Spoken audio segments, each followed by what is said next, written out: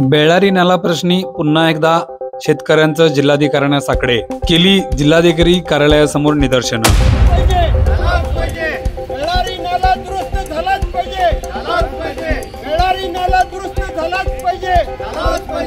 बेळारी नाल्यातील जलपर्णी हटवा, तात्काळ स्वच्छता करा, कॉन्क्रिटिंग करा, जिल्हाधिकाऱ्यांकडे केली शेतकऱ्यांनी मागणी। पालकमंत्र्यांना विनंती करू इच्छितो, तुम्ही आमचे पालक आहात, आमच्या या शेतकऱ्यांचे पालक आहात, तुम्ही ताबडतोब त्या ठिकाणी येऊन त्या ठिकाणच्या समस्या जाणून घ्यावा।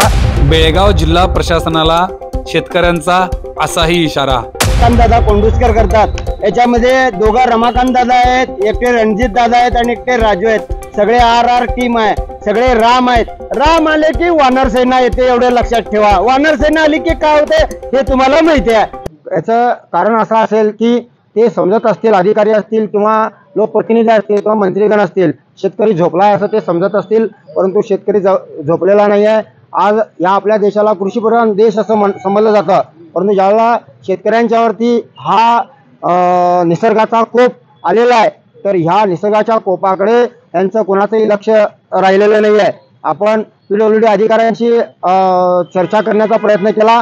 PWD अधिकारी म्हणतात कॉर्पोरेशनकडे येतं, कॉर्पोरेशन अधिकाऱ्यांशी चर्चा करण्यात आली, त्या ठिकाणी कॉर्पोरेशनचे कमिशनर त्या ठिकाणी आले, त्यांनी म्हणतात हे आमच्याकडे येत नाही। मग हे येतंय कुणाकडे, का अमेरिकेकडे येतंय का, असा प्रश्न शेतकऱ्यांच्या मनामध्ये निर्माण झालेला आहे।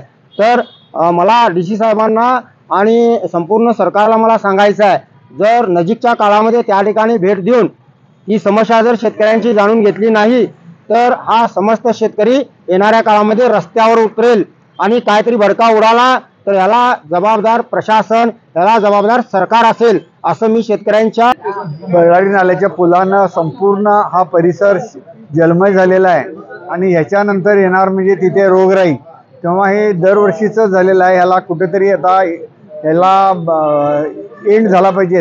त्या दृष्टीनं मी जिल्हा प्रशासनाला विनंती करू इच्छितो की शेतकऱ्यांच्यावरती जे हा नैसर्गिक आपत्ती दरवर्षी होते, त्या आपत्ती दूर करण्यासाठी त्यांनी त्वरित पालकमंत्र्यांनी सुद्धा लक्ष घालून याच्यावरती तोडगा काढण्याचं आश्वासन दिलेलं आहे।